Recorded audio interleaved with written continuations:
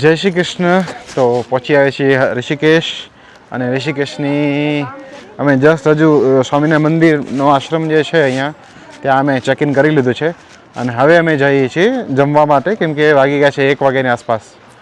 તો પહેલાં 4 રસ્તે પહોંચી જઈએ, ત્યાંથી પૂછી લેશું અમે. લગભગ 500-600 મીટર જ છે એક રેસ્ટોરન્ટ. પહેલાં જમી લઈને પછી આપણે આગળની જર્ની સ્ટાર્ટ કરીશું. તો અમે આવી ગયા છીએ જમવા માટે રાજસ્થાની જલપાન એવં ભોજનાલય. ભાઈ ભીડ જોઈને અંદાજ આવી જશે કે ભાઈ બહુ ભીડ છે. અમે બી રિવ્યૂ જોઈને જ આવ્યા છીએ. જસ્ટ સિટીમાં, મેઇન સિટીમાં, મેઇન જગ્યાએ ચોરાહો જે છે ત્યાં જ છે. એડ્રેસ જે છે એ દેહરાદૂન તિહારા હરિદ્વાર રોડ ઉપર જ છે ઋષિકેશમાં. બરાબર.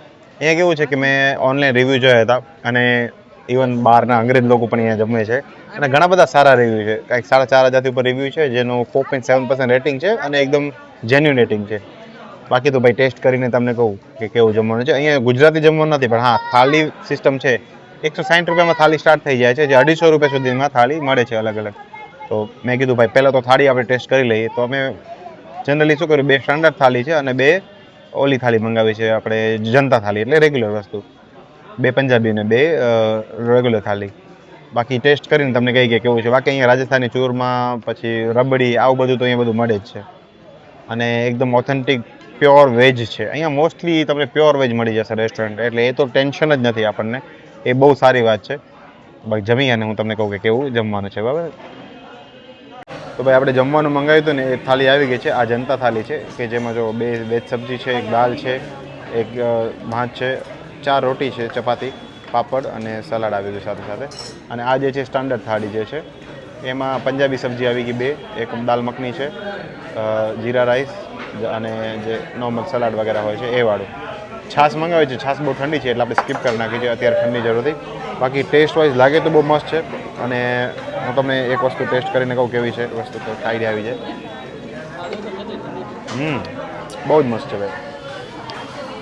ટેસ્ટ કરીને લાગે છે કે જમવાનું તો બહુ સારું જ હશે અહીંયા. અત્યારે જે જમ્યું એક સબ્જી બી ટેસ્ટ કરી જઈએ.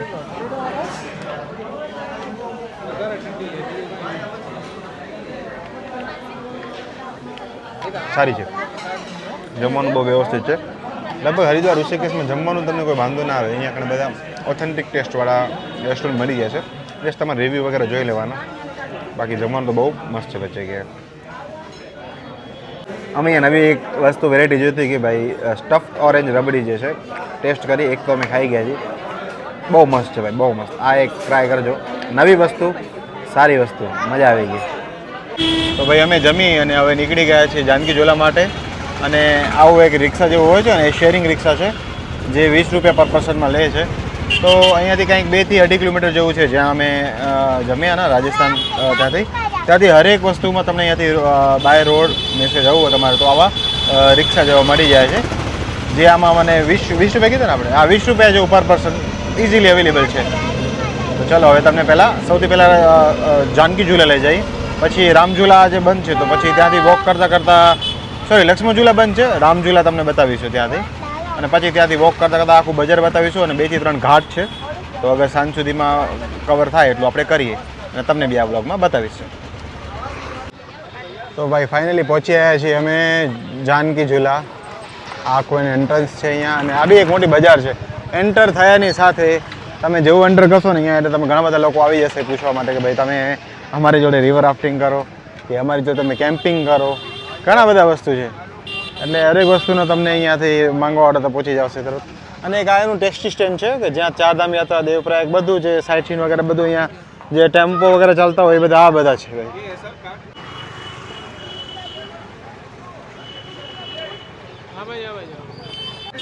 તો ભાઈ આવું કંઈક એન્ટ્રન્સ છે જાનકી ઝૂલાનો. અહીંયા 2 વ્હીલર બી જઈ શકો છો અને આવું કંઈક છે ભાઈ આખું જો. અને એકદમ નીચેથી ગંગા મૈયા નીચેથી વહે છે.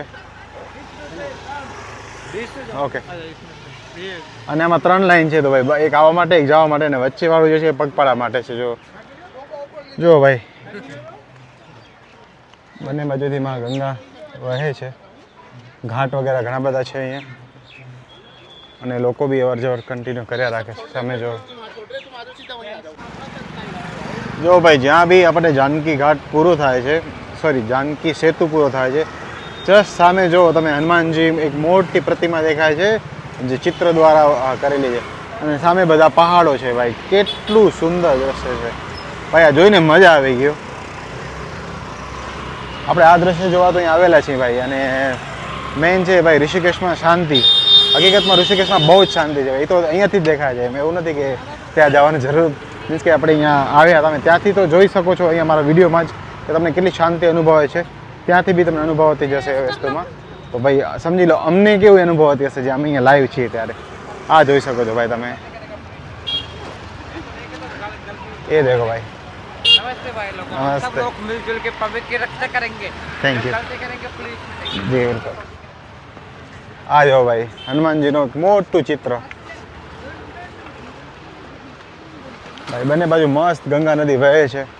અને અહીંયા લોકો પણ એટલા આમ સાચે લોકો એટલા બધા હેલ્પફુલ છે, એટલા બધા ઓલા કરે છે, બહુ મસ્ત. અને વ્યવસ્થાના ભાગરૂપે લોકો સમજે છે શું કરવું શું ના કરવું, બધા નિયમોના પાલન લગભગ થાય છે.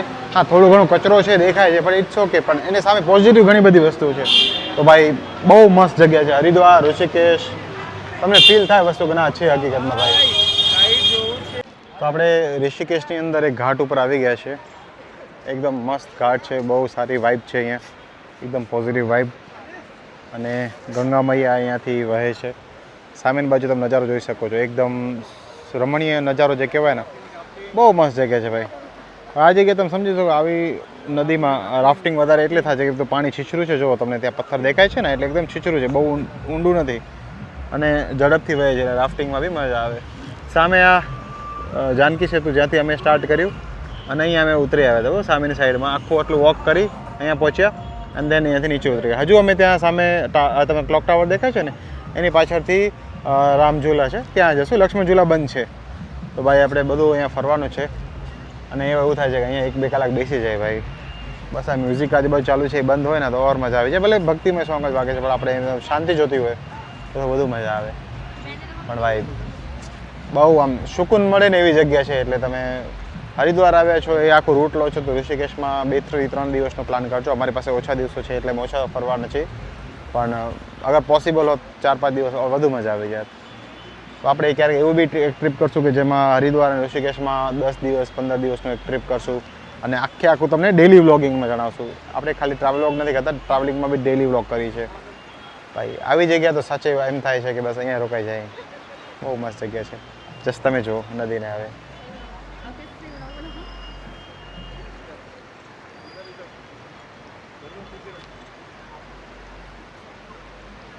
ભાઈ ગંગા મૈયા જે નિર્મમ જળ જે છે ગંગા મૈયાનું, કેટલું આમ શાંતિથી વહે છે. બિલકુલ એટલો અવાજ નથી કરતો, એકદમ શાંતિથી. અને પહોળાઈ તમે જોઈ શકો છો નદીના ઘાટની. આ જોઈ શકો છો કેટલી પહોળાઈ છે અહીંયા. તો હવે ફાઇનલી ઘાટ ઉપર આવી ગયા છીએ અને આવું છે કંઈક ગંગા ઘાટ. તો આપણે ગંગામાનું અર્ચન કરીશું. ભાઈ શું એકદમ ઠંડુ પાણી છે ગંગા મૈયાનું, બહુ જ ઠંડુ પાણી છે. અને ઘાટ ઉપર તમે સ્નાન કરી શકો છો. પહેલી બાજુ મહિલાઓ માટે, ફક્ત મહિલાઓ માટે છે. આ બાજુ મહિલાઓ પુરુષ બંને માટે છે. અને લાસ્ટવાળું ઓનલી મહિલાઓ માટે છે. એકદમ સાફ પાણી છે, એકદમ તમે કહેશો બ્લુ વોટર યા ગ્રીન વોટર જેવું કે એકદમ ક્લીન છે, એકદમ સાફ. અને અહીંયા પાણી એકદમ ઠંડુ છે. જે આપણે હરિદ્વારમાં હતું એ થોડું ઘણું તો આમ હાથ લાગતું હતું, પણ આ જો એકદમ ઠંડુ પાણી છે. અને મારો હાથ જો આખો લાલ થઈ ગયો છે કેમ કે પાણી જેટલું ઠંડુ છે.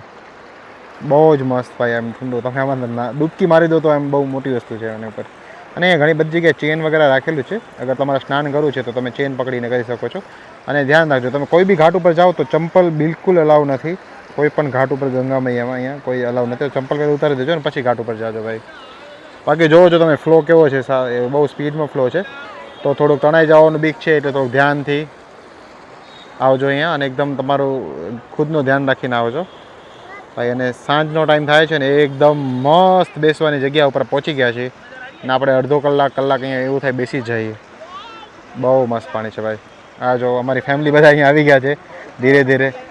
હર્ષિવ વાહ, હર ગંગે. કેવું ઠંડુ પાણી છે હર્ષિવ? બહુ ઠંડુ પાણી છે. અને બધા અહીંયા જો ઘાટમાં ઘણા બધા લોકો આવ્યા છે. આ જે છે ને ગીતા ભવનની એકદમ સામે ઘાટ છે. એકદમ શાંતિ છે. અત્યારે આમ તો વીકડે છે એટલે કોઈ એટલું ભીડ ના હોય, તો એ હિસાબમાં ભીડ બહુ જ ઓછી છે. અને ઘાટ ઉપર તો આપણે એટલા માટે જ આવ્યા છીએ કે ભાઈ પરમ શાંતિ મળે. આ જો કેવો મસ્ત અહીંયા ઠંડક મળે છે. તો થોડી ઈચ્છા એવું છે કે આપણે ઘાટ ઉપર બેસી જઈએ. તો કેવું છે અહીંયા થોડું ભીનું એવું છે, તો થોડું તમે આગળ વચ્ચે જશો તો તમે ત્યાં ઘાટ ઉપર બેસી શકશો. તો બસ હવે આપણી એ જ ઈચ્છા છે કે અહીંયા ઘાટ ઉપર બેસી થોડી વખત અને માં ગંગાને નિહાળીએ અને પરમ શાંતિનો અનુભવ કરીએ. ભાઈ આ તમે જોઈ શકો છો બહુ મસ્ત જગ્યા છે. આ એક ઘાટ છે. આ ઘાટમાં તમે જોઈ શકો સામે બાજુ શિવજીની સૌથી મોટી મૂર્તિ, સામે શ્રી કૃષ્ણ અને સામે જો હનુમાનજીની મૂર્તિ. અત્યારે બંધ છે પણ સાંજના ટાઈમે ખુલી જાય છે આ ઘાટ. બહુ જ મસ્ત જગ્યા છે ભાઈ. બાકી આ બધી એમની માર્કેટ છે મેન એમ્પોરિયમની. યા તમે કોઈ બી ખરીદી કરવી હોય તો આ ટાઈપની બધી પ્રોડક્ટ તમે અહીંયાથી પરચેસ કરી શકો છો. આ સાંજના ટાઈમે આરતીના ટાઈમે બહુ મોટી ભીડ જેવી હોય છે. અત્યારે તો બપોરનો ટાઈમ છે, મીન્સ કે આફ્ટરનૂનનો ટાઈમ 3 વાગ્યાની આસપાસ છે, એટલે તો ઓછી ભીડ દેખાય છે. બાકી તમે જેમ્સ વગેરે બી ખરીદી શકો છો, પથ્થર નાના મોટા. પછી ઘણી બધી આમ અહીંયા શોપિંગની ને એવી. બાકી જો આ સામે તમને જ્યાં સુધી દેખાય છે ને ત્યાં સુધી શોપિંગ જ છે. તો આખી લાઈન શોપિંગ માટે જ છે ભાઈ. ફૂલી ડેડિકેટેડ છે શોપિંગની આખી બજાર.